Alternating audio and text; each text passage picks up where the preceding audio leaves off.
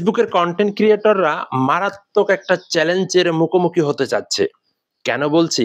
Facebook Meta বর্তমান যে সিস্টেমটা নিয়ে আসতেছে, এই সিস্টেমের আওতায় যে কনটেন্ট ক্রিয়েটররা পড়বে, তাদের কিন্তু পেজ এবং প্রোফাইল সব কিন্তু বাতিল হয়ে যেতে পারে।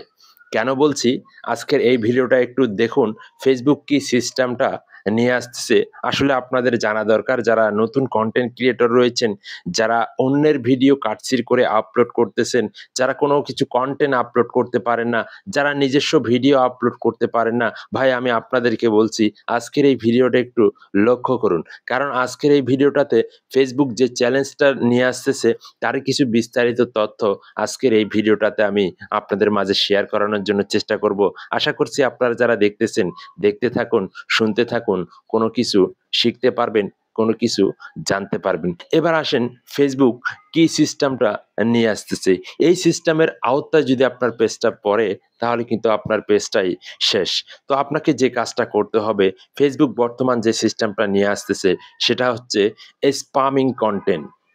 স্পামিং কনটেন্ট কি? এই স্পামিং কনটেন্ট নিয়ে কিন্তু ফেসবুকের যে ওয়েবসাইট রয়েছে, ফেসবুকের যে বড় পেজ রয়েছে ক্রিয়েটর সাপোর্ট, সেখানেও কিন্তু আপনারা গেলে এই সিস্টেমটা দেখতে পারবেন। স্পামিং কনটেন্ট হচ্ছে আপনি আপনার কনটেন্ট আপলোড না করে আপনি বিভিন্ন মানুষের কনটেন্ট আপনার কনটেন্টের সাথে মিশাচ্ছেন, বা ডুয়েট ভিডিও যেগুলাকে বলা হয়, সেগুলোও কিন্তু আপনারা অনেকেই অর্ধেক মানে অর্ধেক মানুষের ভিডিও, অর্ধেক আপনার ভিডিও দিয়ে আপলোড করতেছেন। বাট এর ভিতরে আবার অন্যান্য যে ভিডিওগুলা রয়েছে, সেগুলা কিন্তু আপনারা কাটছিড় করে আপনার ভিডিওর সাথে মেশাচ্ছেন।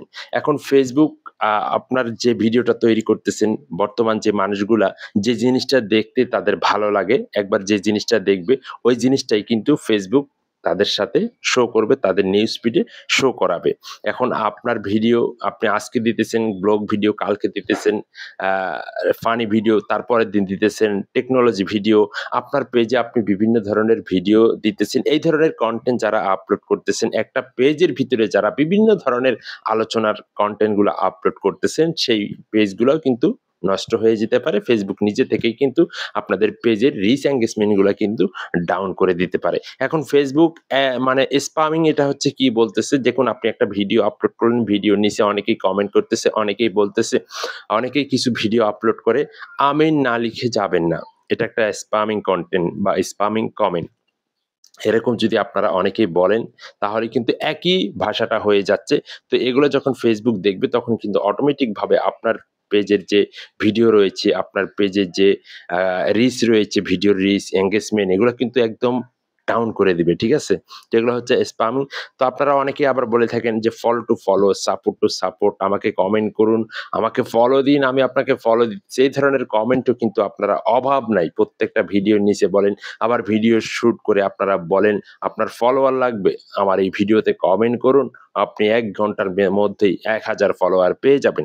এই ধরনের কিছু কথাবার্তা বলে আপনারা কিন্তু কনটেন্ট তৈরি করেন। বিশেষ করে যারা কনটেন্ট তৈরি করতে পারেন না, মানুষের কনটেন্ট, সেলিব্রিটিদের কনটেন্ট, বিভিন্ন মানুষের কনটেন্ট আপলোড করতেছেন, সেই কনটেন্ট গুলা কিন্তু অলরেডি তাদের পেজেও আপলোড করা রয়েছে। এখন ফেসবুক আপনাদেরকে এটাই বলতেছে, আপনি নিজে কিছু করুন, নিজের অভিজ্ঞতা, নিজের বুদ্ধি দিয়ে, নিজের মাথার টেকনিক দিয়ে, নিজের অভিজ্ঞতা দিয়ে, নিজের ফেসটাকে পরিচয় করানোর জন্য আপনি যদি চেষ্টা করতে পারেন, নিজের অর্গানিক কনটেন্ট যদি আপনি আপলোড করতে পারেন, তাহলে আপনার পেজ সঠিকভাবে আপনি সঠিক দর্শকদের কাছে আপনি পৌঁছাতে পারবেন। তো ফেসবুক এটাই আসলে এখানে বলতেছে যে, আপনি যেকোনো এক ক্যাটেগরির ভিডিও আপলোড করেন এবং আপনার নিজের কনটেন্ট আপলোড করেন, নিজের কনটেন্ট দিয়ে পরিচিত হন, ফেস ভ্যালু তৈরি করেন।